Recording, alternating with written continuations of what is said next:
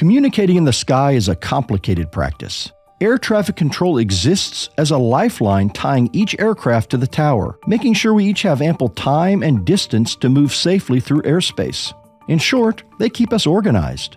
As pilots, we serve them best by making our interactions short and efficient with the voice in our headset. But with such quick and routine dialogue, how much gets lost in translation?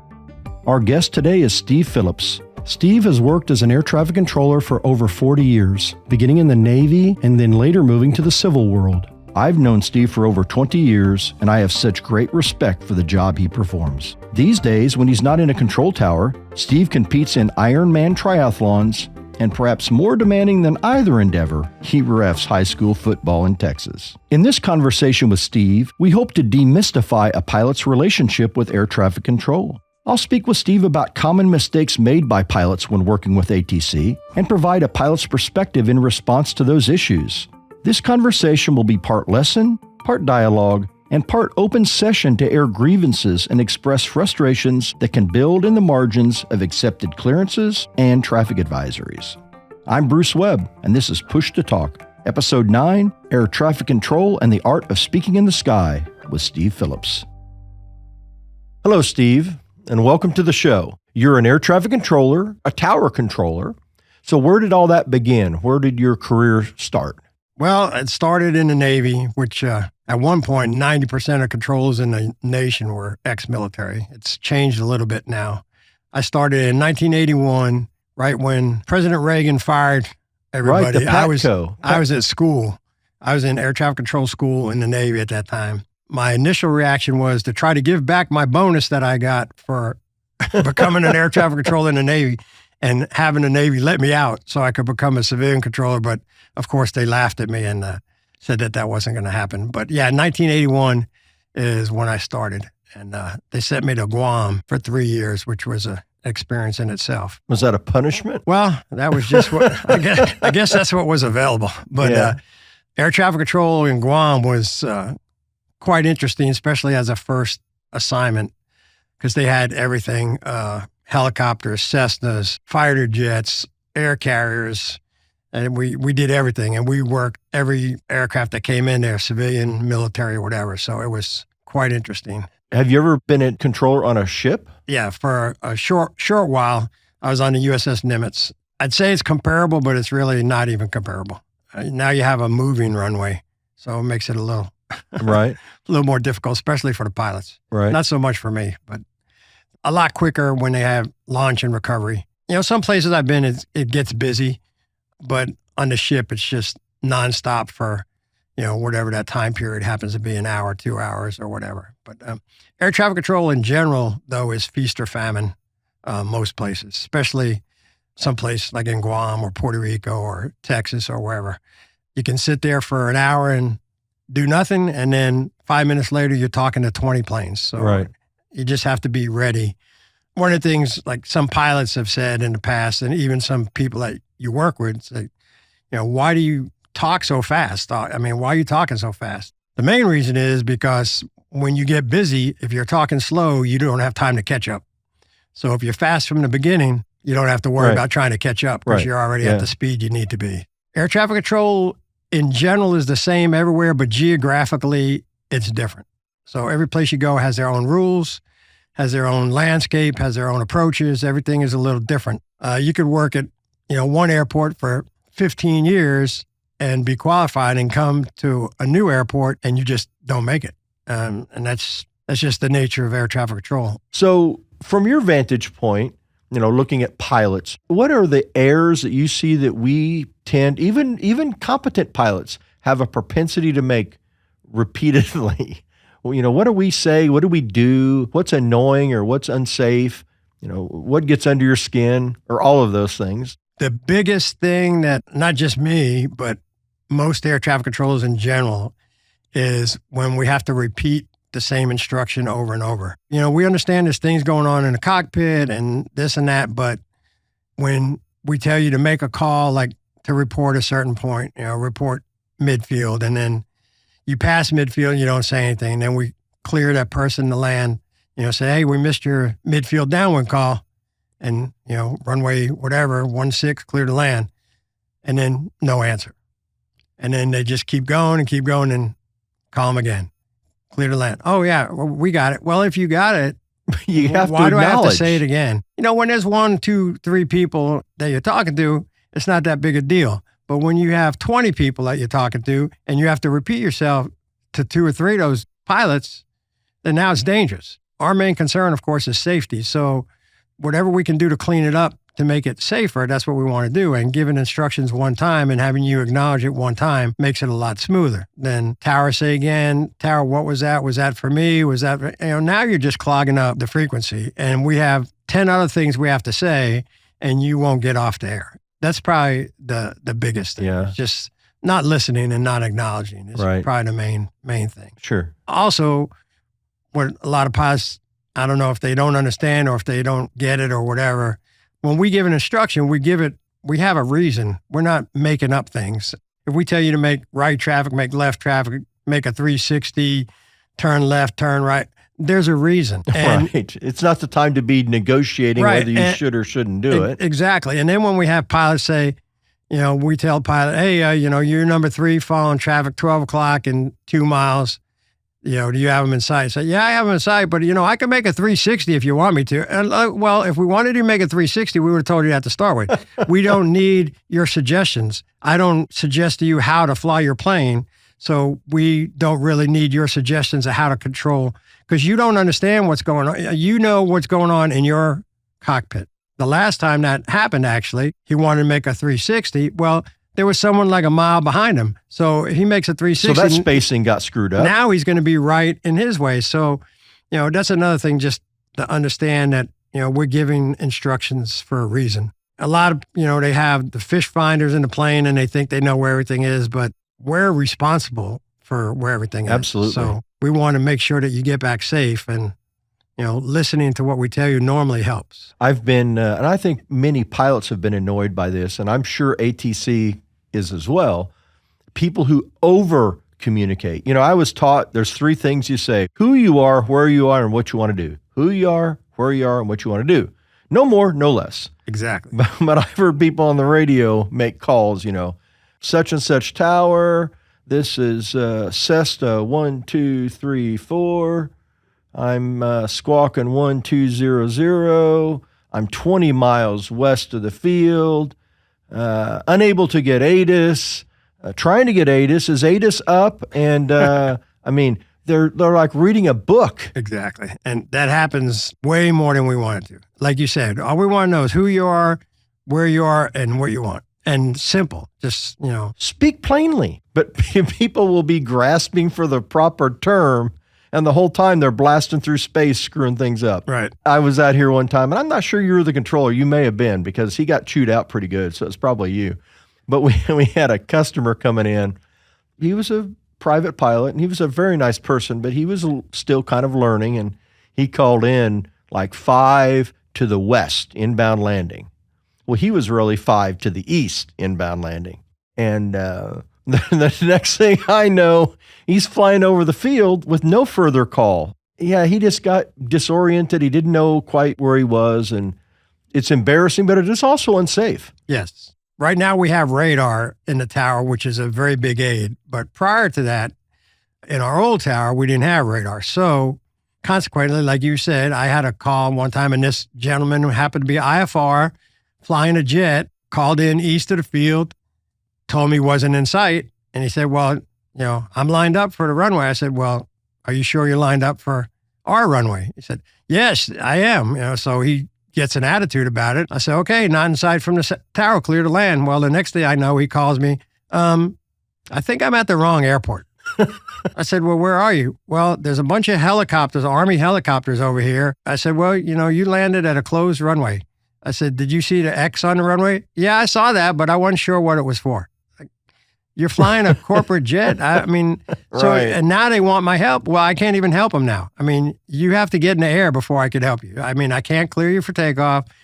I understand that you're flying a plane, and I understand everything that goes with that. But when the tower tells you that you're not in sight from the tower, that you're probably lined up for the That's a pretty good indication. Yeah, it's probably a good indication that you're not lined up for the right airport. And Where we are, there's multiple airports around, so you can very well be lined up for a wrong airport. Sure. And that's all over the country. Like I said, back at the beginning, when we tell you something, we're not telling you because we have nothing else to say. Right. I mean, well, it's kind of when you say, you're not in sight but cleared to land, that's a little bit like a nod, wink, wink. Mm-hmm.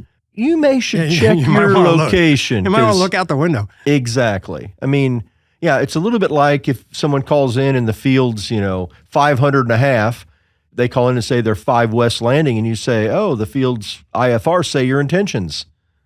You have to say the magic words. Right. I need a special. Mm-hmm. A special VFR inbound to land. If you can't say that for them. Right. We can't pimp them into that. I mean, we have our ways, which are probably not. To not nudge them in the right direction. I say you'd have to say something special for us to help you or whatever, something to get them to wake up, say, oh, I request special VFR. Like, oh, there you go. Now we can help you. Right. So it's a little known fact, and I'm not sure, Steve, when I became aware of this, and maybe it's not a fact, but it's been promoted to me as a fact, that it is possible for a controller to declare an emergency for an aircraft. Yes, we can. Controllers don't like to, but it is allowed. Yeah. I think back to it was a ship that ran out of fuel on the East Coast. They were on an IFR approach. It was an airliner. They were on an IFR approach. They missed the approach, and they were running out of gas. And they never said they were fuel critical. They never declared an emergency. They just ran their ship out of fuel. So I think all to save, I don't know if it's to save face. I don't know what the reason is. I think too often people look at controllers as the police. They think, oh my gosh, that's the police. But that's not true. I mean, there are certain runway incursions or certain things you have to report. It's an obligation. But you're not the police. We try not to be, for sure.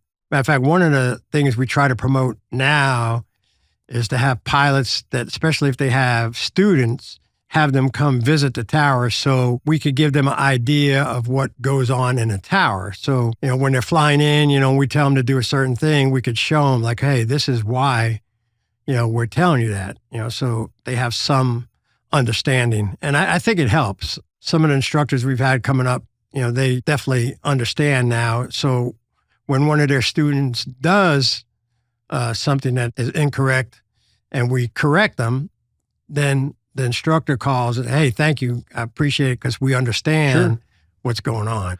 Back in the day, I thought that was common practice. I guess, back when I was doing flight instruction, in the mid 80s, all the students, we took them up to the tower cab, introduced them, prior to solo, actually. So that was kind of one of the tick marks in their pilot training record. Prior to solo was to introduce them, take them up in the cab, let them see what the airport looks like from the tower cab.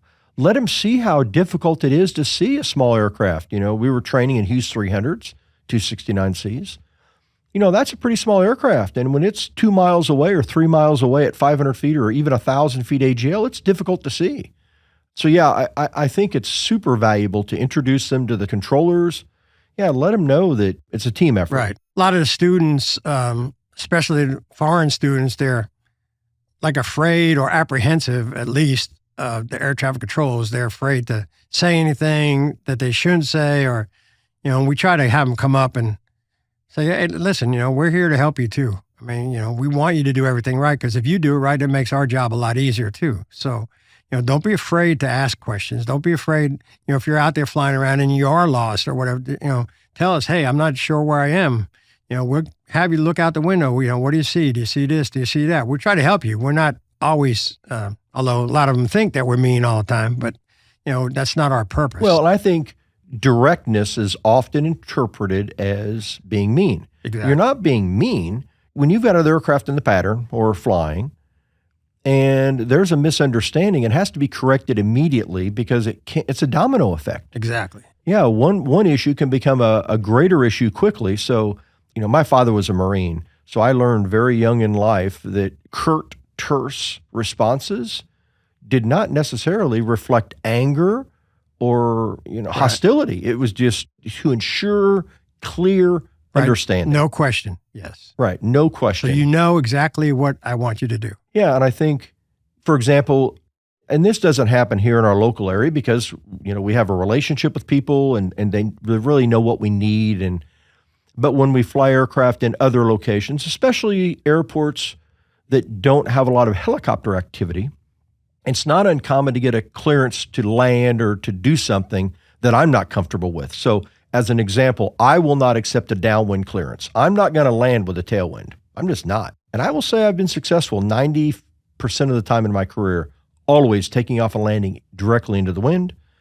Or the other 10% of the time, I will accept a crosswind if I have to. But I'm not going to accept a tailwind.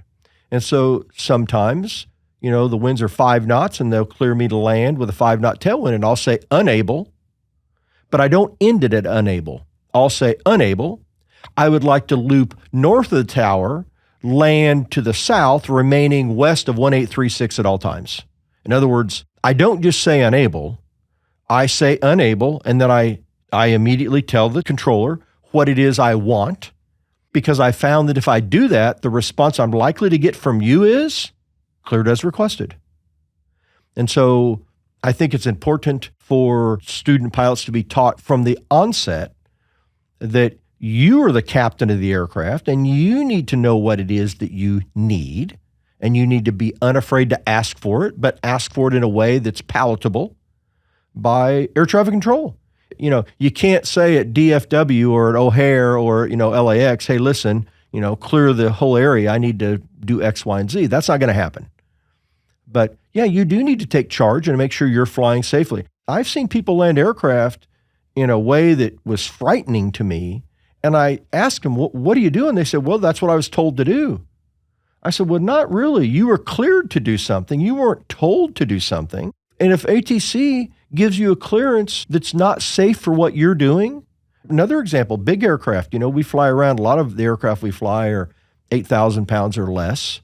But when you start flying an aircraft that's in the high teens and the mid 20s, 19, 20, 25,000 pound aircraft, you can't be taking those off from just anywhere. So, you depend on ATC to help give us a safe margin.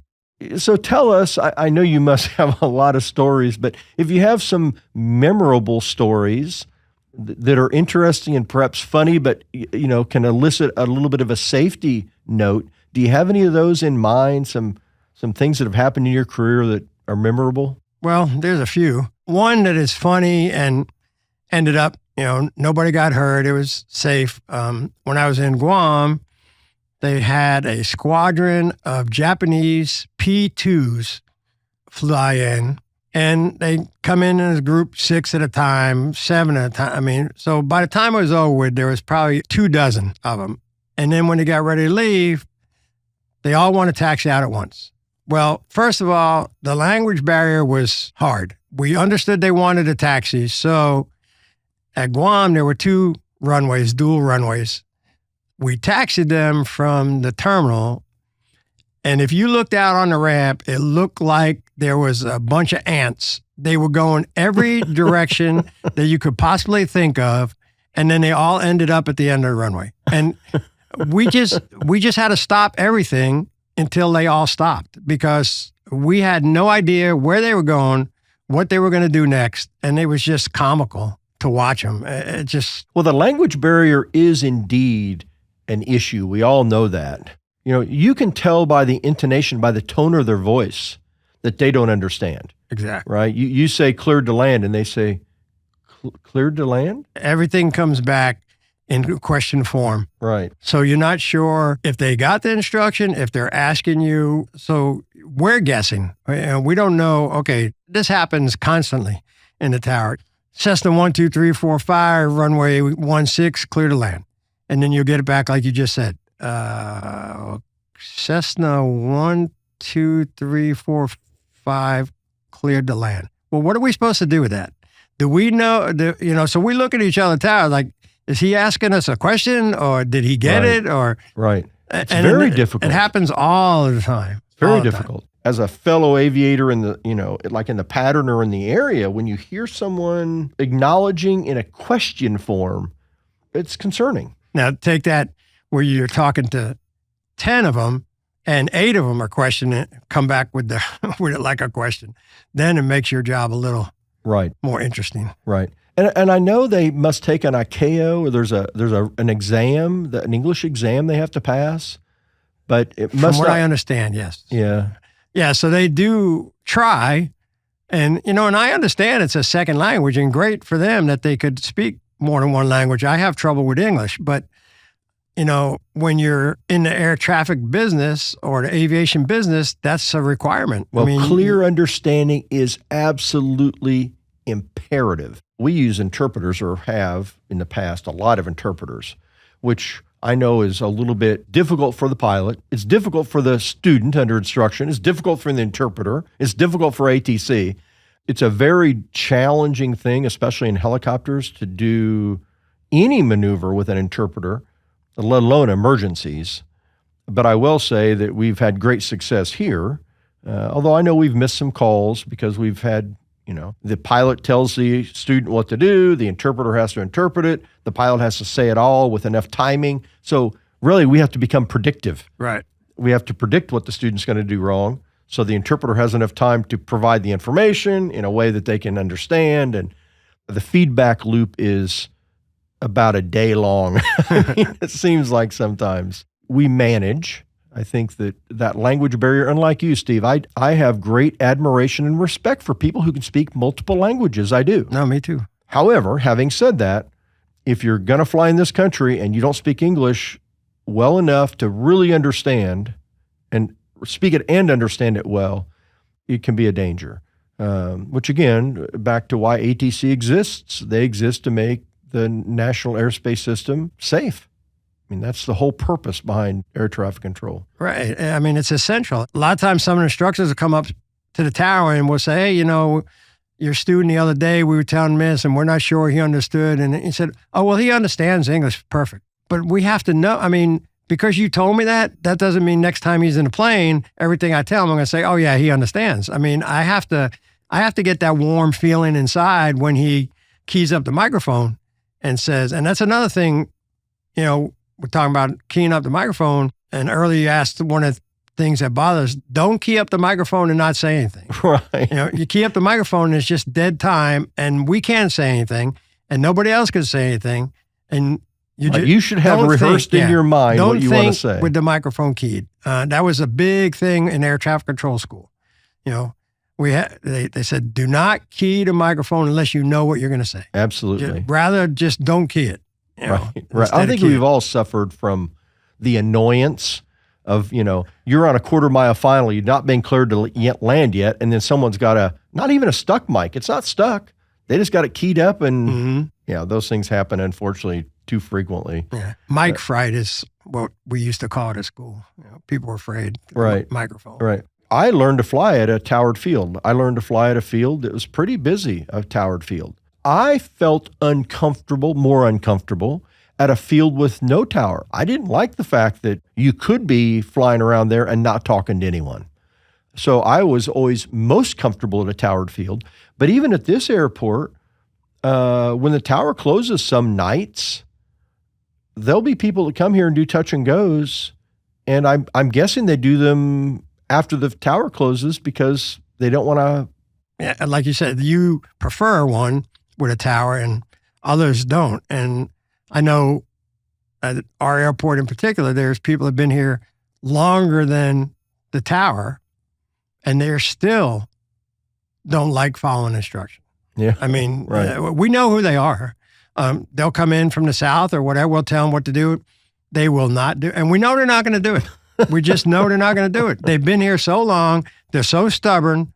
They know everything, and and that's a shame. It doesn't matter what you tell them. They're going to. And the only good thing about that, I guess, or safe thing about it, we know. Right. You know what they're going to do. Okay, this guy XYZ, you could tell him to report the man in the moon, and he's going to do what he's going to do. Right. So just be prepared for that. And when we do have trainees, which isn't very often here, but when we do, we let them know, don't let that frustrate you, because they're not going to do what you tell them. They don't do what we tell them. I've been here over 20 years. They still do what they want to do. It's a shame that still exists, but I'm sure it exists across the country. People unfortunately don't like change. So whatever they grew up doing, they didn't ever adapt. It's a little bit like, and again, for whatever reason, I never acquired these habits. But I remember I had a student one time, again, this is 40 years ago, and the student, I guess every time the student came out, so we worked perpendicular to the runways. So like if runway 9027 was in operation, we'd use 36. We'd use the numbers 36. So we would do the same direction as the fixed wing, but opposite traffic, but we were working perpendicular to the opposing runway or to the runway. So I guess every time this one student flew, I didn't know, the winds were always out of the west, let's say. So one day the winds were out of the east, and I'm not kidding you, the person couldn't find their rear with both hands. I mean, I'm like, what the hell happened to you? Why are you having such trouble? Well, they always turn base over the red barn, and they always turn, final over the blue, whatever. And it just fascinated me because I never thought of those things. But there are people who use physical landmarks to dictate when and how they do things. And it's stunning to me. I don't know how you can do that, but they do. Yeah, and here we're predominantly south, but when we are north and we tell them, make a straight in, they invariably go to the reporting point that we use for the south. Like, why you always? Well, that's where we always go. Well, but that's not where we are today. Right. I mean, it's not always. It depends what the wind's doing. I mean, exactly. We can't predict what the wind's doing, and you can't go where you normally go just because. So tell us about pilot deviation. So I touched on it a little bit earlier. So when a pilot makes an error, I mean, certain things you just have to report. So can you give us an idea generally, what are the things that your hands are tied? If it happens, you must report it, versus the things you can say, listen, I'm going to counsel the pilot, improve their understanding of this so they don't do it again. But what kind of things, what must you report, and can you share things maybe you don't have to, but, how does that work? There's so many things that we can report that we don't. And like you said, there are some things that we have to report. Runway incursion. I mean, if you go past the whole shoreline, get on the runway without clearance, things like that, we have to say, we have to report. There are a lot of things that we can report that we do not. Falls under the heading of failure to comply with air traffic control instruction, which if we wanted to, we could write 50 reports a day. That's, your number 2 following traffic on left base, report that traffic in sight. Traffic in sight, and then they cut them off. Things like that. I mean, we should write you up immediately. A lot of times we'll make that pilot land maybe, and then try to talk to the instructor or the pilot if it's a certified pilot and say, hey, Right. If you didn't see the person, you shouldn't have. Yeah, right. You said you had them in sight, and then you just cut them off, and then, now we have to do something. Isn't that fascinating? I've been in the cockpit many times when ATC's called and said, hey, traffic, 12 o'clock, 3 miles, let us know when you got them in sight. And the pilot will say, in sight. And I'll be like, where in the hell I don't see them. Where are they? They're like, well, they're right over there. I said, do you see them? Well, no, but in other words, I believe there are a lot of people acknowledge they have something in sight and they don't. And in fact, I've acknowledged I had something in sight and then later lost sight of it. And I call you back up and say, hey, copter 1, 2, 3, 4, I've lost sight of that Cessna. Because if I saw it and now I don't see it, that's information you need to know. Exactly. And we'd be happy to point them out again, if you lose them. And that happens, especially, a sunny day, it's a Cessna that blends in with the clouds. I mean, a lot of times we can't see them all the time in the tower either. I mean, you lose them sometimes when they're turning or whatever the case may be. And we understand that. But like you said, there's times you're number 3 following traffic, midfield, left downwind, and they might be a mile. Okay, got them in sight. We know they don't have them in sight. There's no way you have them in sight. Why do you, and I feel like keying up and say, do you really have him in sight? Because I know you don't. There's no way that you're a mile behind him and you're 300 feet below him or above him, and you have him in sight before I unkey. Right. It's not even, why do you say it? Don't say it. Right. Unless you do it. And then, like you said, if you are following someone and you don't, and then you lose them, don't just turn or, especially in a pattern, we tell you, you're following traffic on left base, in sight. And then you lose them and you decide, well, I'm just going to turn base. Well, you don't even know where he is now. Yeah. And you're turning right into him. Or you're cutting him right off. That's stuff that we need to know. And, we can't read your mind. We don't know that you see him, don't see him, or whatever. But the reciprocal of that from a pilot standpoint is one of the things that's happened to me before, and it's never happened here, but it has happened to me, flying around the country. I'll be 5 miles from the field. I'll call in copter 1, 2, 3, 4, 5 south with kilo landing. And tower will say, copter 1, 2, 3, 4, clear to land, runway 36, or whatever it is. I'm like, damn it. Don't clear me to land. I'm flying a ship. Let's say I'm flying a ship that's 2 miles a minute, right? So I'm going to be there, in 2 minutes. Well, 2 minutes, a lot of stuff happens. And I probably annoy controllers because when I get, as I fly in, when I get about a mile from landing, if I haven't heard them come back and say, clear to land again, I'll call to reiterate my clearance because I'm just not comfortable with that 2+ minute. Yeah. But I don't think they did anything illegal or immoral or unethical. No. I used to work with a controller. This is before we had radar too. So we'd be in the tower. Someone would call 8 miles out over the lake. Tower, whatever, Airbus 6 inbound from the lake. Airbus 6 clear to land. And I'd look at him and I say, right, what are you doing? In the world do you know nothing's why do you for the next 4 minutes, nothing's going to happen. At least 4 minutes. That's a good ride from there. Sure. I said, how can you clear somebody so far out and not, I said, I know you'll forget all about him. In 2 minutes, you'll forget you even cleared that guy to land. Right. I'm not going to forget. I was like, okay. And then, they get closer and then, well, now you have somebody else coming from the other direction or whatever. Or some other ship coming out. Yeah, just tell them, report midfield or report crossing the lake or report crossing the interstate or something to remind you. I do it personally to remind myself. I'm depending on, maybe not depending, but waiting for that pilot to give me the next call. So I like, okay, yeah, here he is. Because somebody else could call you. Right.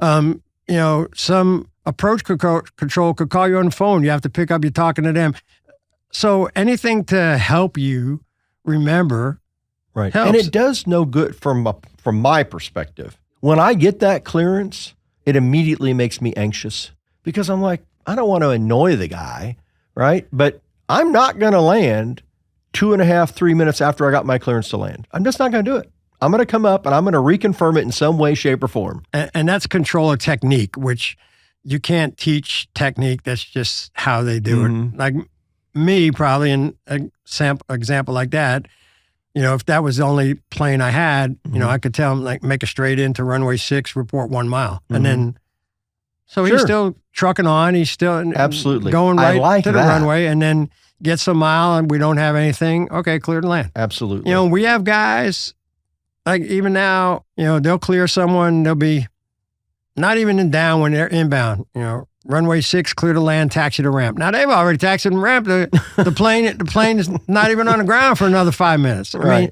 mean, and that's technique, and it's not necessarily wrong. Right. But it's not something I'll do. Right. When I receive a clearance like that, I will acknowledge receipt of it. I'm not going to argue it. I'm just going to say, copter 1, 2, 3, 4, I got it. And I would say that when I've received a clearance like that, I'll say 30% of the time, just throwing out a percentage, before I get there to land, the tower comes back on and says, reconfirm you're cleared to land, whatever, which gives me great solace because, again, a lot of stuff happens in 3 or 4 minutes. And if nothing bad happens, no one cares. But if something does bad happen, then someone's going to say, well, Mr. Webb, did you believe it was reasonable to get a clearance that far out? And I would be like, well, I don't know. That's what I got. And well, yeah, but was it reasonable in your mind? I'd be like, well, I don't know. I guess not. Well, then why did you land? Everybody can second guess it. Exactly. So it goes back to keeping this tight. and making sure everybody knows what's going to happen, especially in helicopters, because still a lot of controllers don't deal with helicopters, very often. We're lucky. Yeah, we're lucky. Yeah. Well, actually, we are very lucky here. When you work with a tower that uses helicopters or has helicopters often, it's very apparent.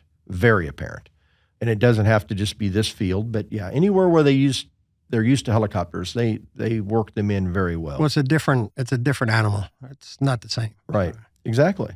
I was going up, I was flying, this was several years ago, but I was flying a 225. I was going northbound up Spine Road, and I don't know what we were doing something. I don't know what I was doing, but I was flying up Spine Road between the parallels at DFW, and I'm doing about 165 knots. I'm VH. I'm going as fast as it'll go. And so I'd called south of 30, got my clearance to transition to space, and I'm probably a mile south of midfield, and the controller says, hold your position. And I came on, I said, unable, I'm doing 165 knots. And immediately another controller came on and said, continue. I don't know, but I think that first controller had a misunderstanding of what a helicopter can do. Mm-hmm. We can do a lot, and we're agile, but yeah, when we're doing 160 plus knots, can't just stop. You can't just stop. Even if they said, bring it to a hover out of ground effect, you know this, but a lot of controllers don't know. I can be in a configuration where I can't hover out of ground effect. So if you did give me a clearance, I've never had such a clearance, but if you did say, hey, hold your position, you better know I'm orbiting. I'm not bringing the ship to a hover. Yeah.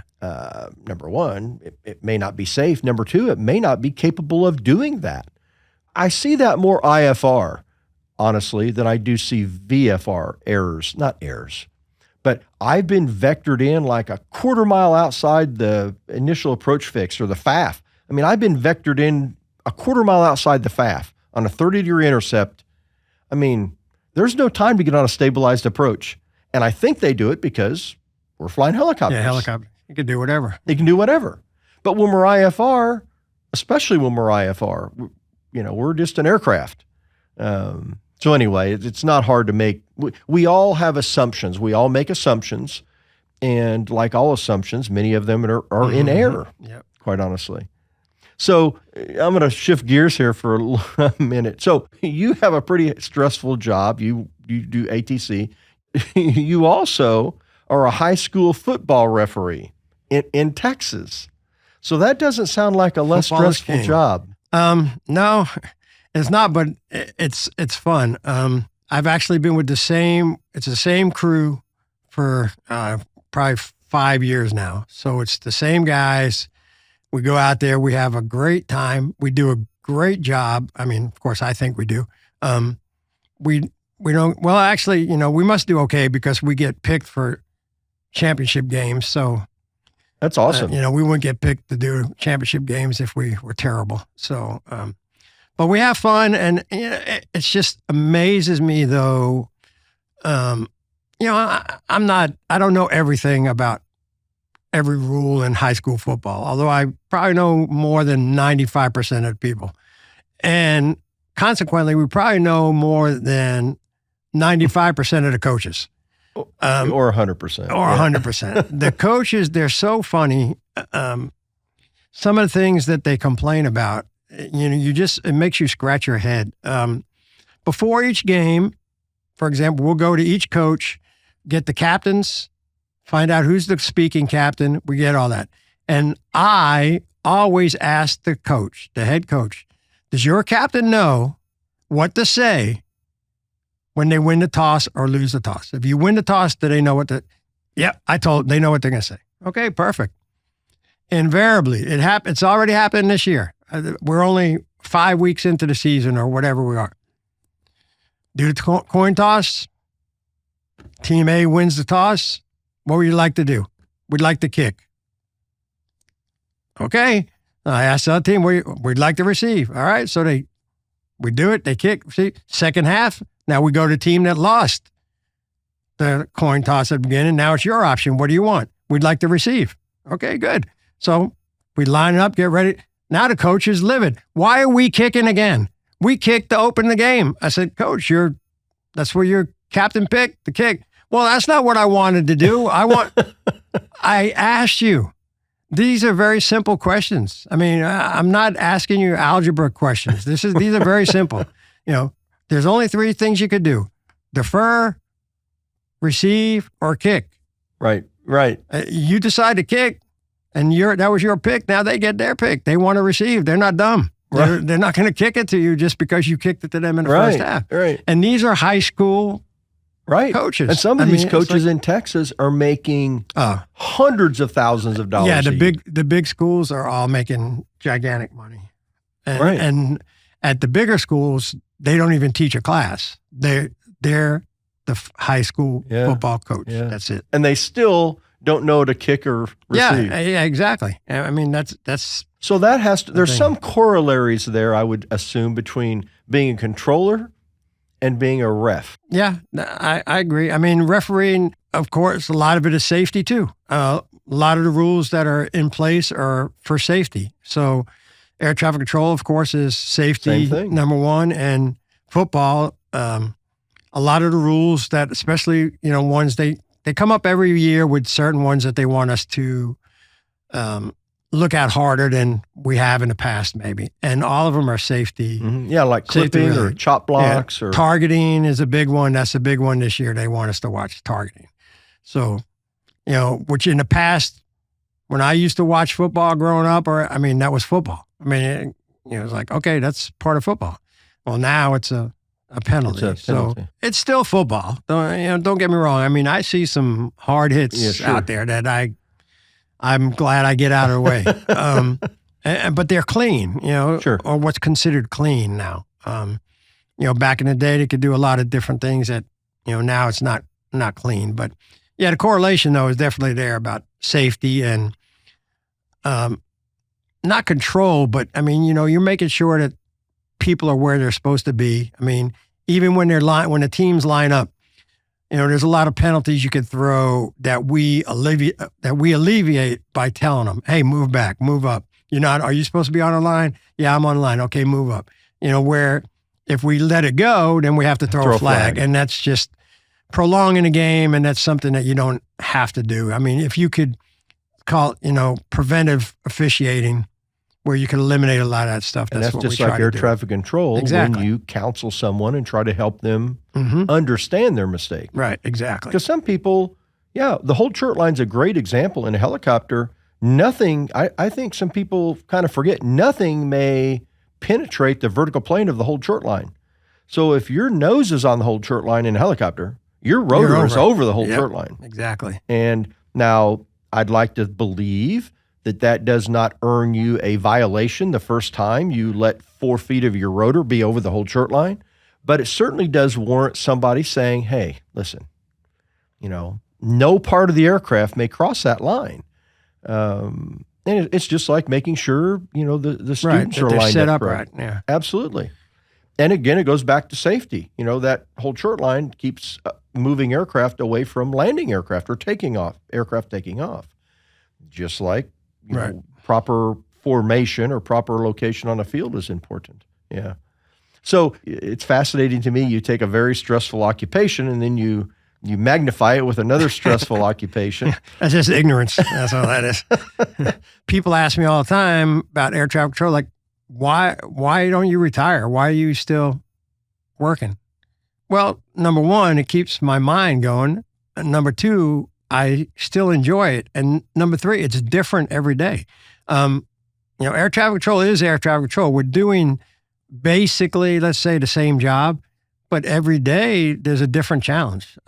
There's a new student that doesn't know what's going on. There's an emergency. There's a crash. I mean, unfortunately, these things happen, but if, as the air traffic controller, you don't know what's going on, it's going to be worse. Sure. I mean, things can turn out a lot worse. Well, you do have a significant role to play in safety on the field proper. Right. And just, in the immediate vicinity of the field. If every pilot knew we were there to try to help, it would, it would make both people's jobs a lot easier. Yep. But when they think that we're telling them things because we're trying to be mean or, we have something against them or what. I don't know one pilot from the next. Right. And, if we're telling you to make a 360, we're telling you, go around, there's a reason. Sure. And the reason is going to be safety. Right. And the time to discuss the reason isn't when you're asking them to do it. Right, exactly. Especially if it's something like, make an immediate, left turn or it's not the time to be questioning that. Ask me later. Ask me later. Exactly. Well, we've reached our clearance limit. I'd like to thank Steve once again for sharing his knowledge with us. Until next time, resume own navigation. The information provided during this podcast, Push to Talk with Bruce Webb, is made available for general information and educational purposes only. The views and opinions expressed do not necessarily represent those of Airbus Helicopters, Inc. or its affiliates.